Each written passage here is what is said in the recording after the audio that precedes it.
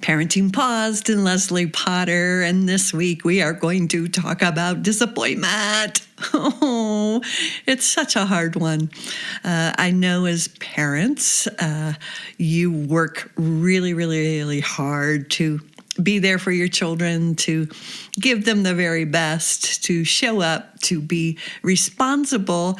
And yet when they often don't do what they say, or they don't show up in the ways that you want them to show up, I imagine if you're anything like me, you feel disappointment, right? And I remember my brother once when I was young telling me, he said, I would rather feel angry than disappointment. And I was like, what do you mean? And he said, well, if someone's angry with you or if you're angry, you can feel that energy, but disappointment is just so heavy and it feels like shame, right? And just feel that for a moment. Just go into disappointment. It's so incredibly painful. Yes. And it's a big one. You know, I found really my disappointment in my child always would turn back into a disappointment inside myself. I had this idea that if I did everything right, that if I was always responsible, that if I showed up the way I wanted to show up, that magically she would just do what I asked her to do, right? And she would be happy about it. I don't know. It was crazy. I remember the first time that I asked her to give me my keys and she wouldn't do it. And I was shocked because I had done everything right. And if you feel that way, then things start getting crazy, right? Because you feel like you've done everything right, and then you blame your children, you get mad at them, and you think something's wrong with them, that they're defiant or they're resistant or they're aggressive or whatever. And in Pure Joy, we call that kind of denial because we throw everything out on our children. And it's really hard because when we slow down, we turn back into a second stage in Pure Joy, which is called opening, when we really are disappointed in ourselves. And I think this comes from very early working so hard to try to get that approval, to try to get what you wanted in life. And then when you didn't, just feeling that deep level of disappointment.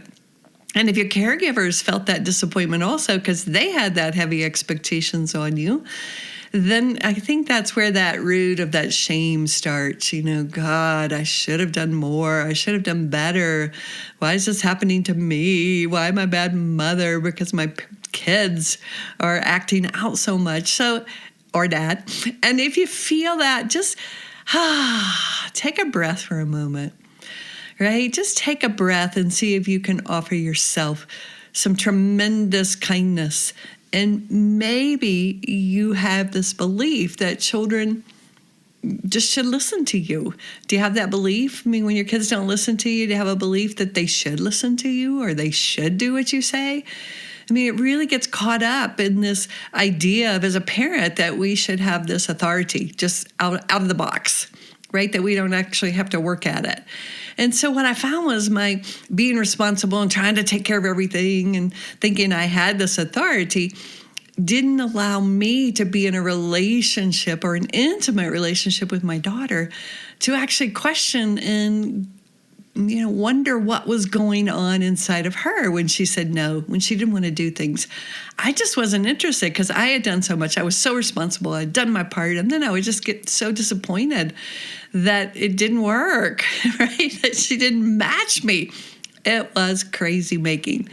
And finally, when I came back in, and you may try this week too, and I safe-seated, and I really got into the core of that disappointment. It felt like a disappointment in myself, that I had let myself down on some level. And this was when I was able to really see how pervasive it was as a child and how I was projecting onto my daughter all of this expectation of who she should be and how she should be so I could feel okay inside of myself. We always come back to that, right? We're always trying to feel okay. We want to feel happy. We want to feel good about what we do. And remember, that lives inside. Your children are not responsible for that. Oh, I know this is a hard one. Disappointment. So if you're feeling disappointment this week, go to your safe seat when you feel it. Offer yourself kindness and do your very best not to beat yourself up for being human. Have a lovely week this week, and we'll see you next week on Parenting Paused.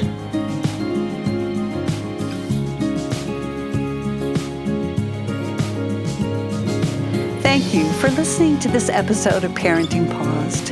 If you enjoyed the episode, do me a favor and share it with your mama friends. You can also leave a review wherever you listen, which will support getting the Pure Joy message out.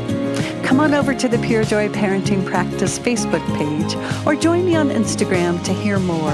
And don't forget to download your free copy of the Safe Seat course on the Pure Joy website. And while there, check out the offerings page